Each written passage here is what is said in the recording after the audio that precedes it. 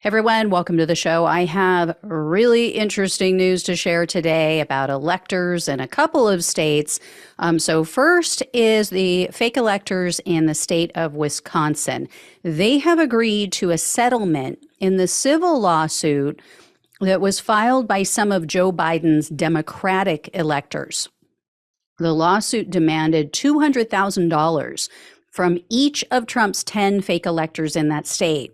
But the settlement doesn't include any kind of financial punishment, not even for attorney's fees. So instead, each of the Republicans have agreed to withdraw their fake electors documents and to publicly acknowledge that Biden won the 2020 election. They've also agreed that they will not serve as electors in 2024 or in any election where Trump is on the ballot. And they've agreed to cooperate with any and all investigations into Trump's attempted coup. Now, in addition, the fake electors have to cooperate in the lawsuit against the remaining defendants because the Biden electors haven't completely dropped this lawsuit. They're still suing attorney Kenneth Chesebro, who, as you all know, he is one of Trump's co-defendants in the Georgia RICO case. He was very instrumental in this fake elector scheme in Wisconsin. And attorney Jim Troupis is still also on the hook in the civil lawsuit. He is the former Wisconsin county judge who helped to spearhead all of this fake elector scheme in that state.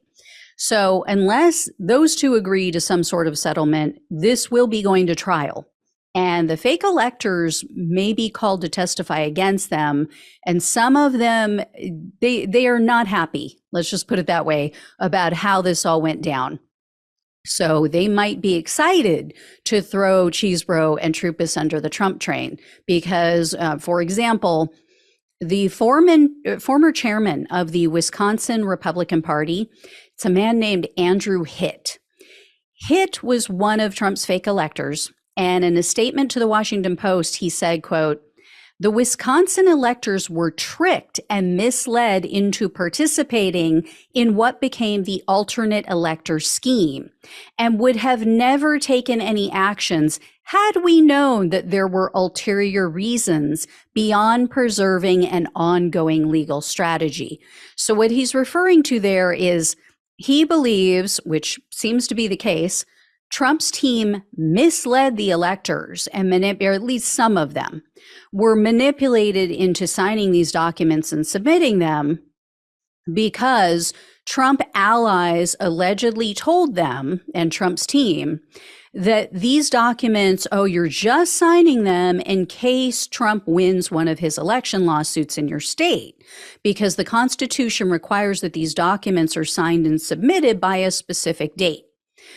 Based on communication, though, that investigators have uncovered, it appears that Trump's team had every intention to use these documents on January 6th, regardless of whether or not he won a case in court.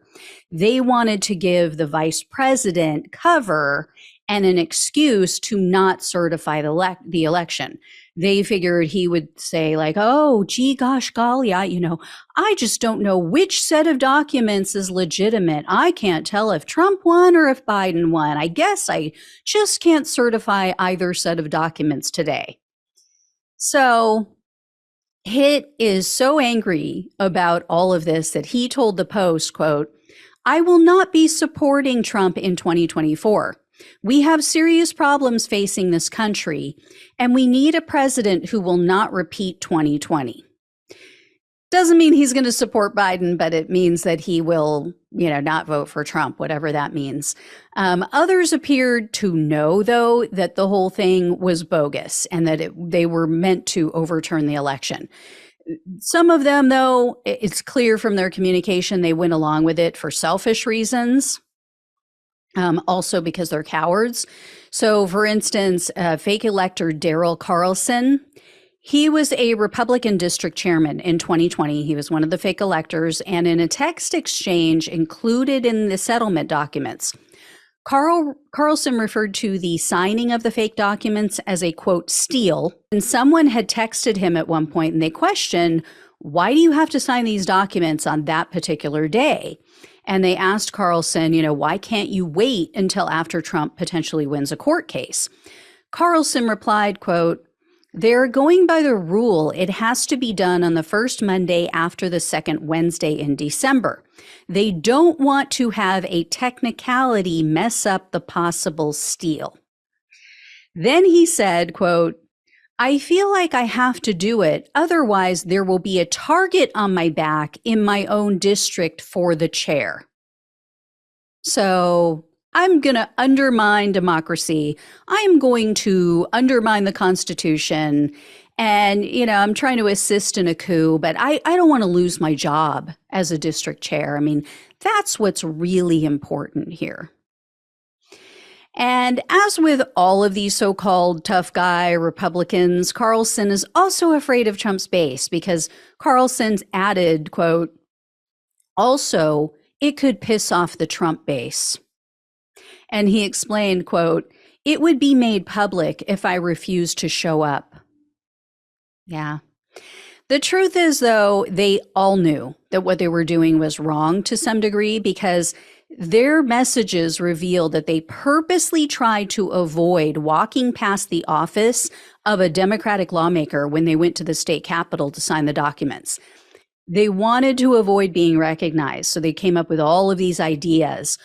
There was also a message sent by fake elector Mark Jefferson. He asked everyone to meet at a specific location to be transported to the Capitol building, and that's what they did. They all met off-site, and then they had SUVs with tinted windows and security, and they were ushered in. And Jefferson said, quote, "Please keep confidential. We are being asked not to draw attention if we can help it." And in a December 4th email, Jefferson wrote that they should try to conduct their meeting via Zoom, quote, "because it would eliminate media risks."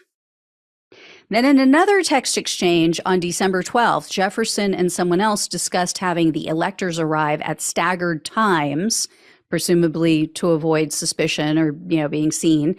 And Jefferson noted that on a phone conference, Rudy Giuliani warned other people on that conference call, quote, "No heads up to any media on electors meetings."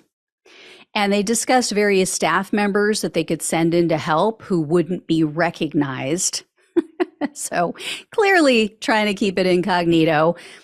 Trump's fake electors also had 4 armed security guards with them while they were signing these fraudulent documents. So that's bad enough. I mean, that kind of tells you, yeah, we're up to no good. But then even more damning is the fact that fake elector Scott Grabens, not sure how you say his last name, I think it's Grabens, he said in an email that the Trump campaign provided those security guards.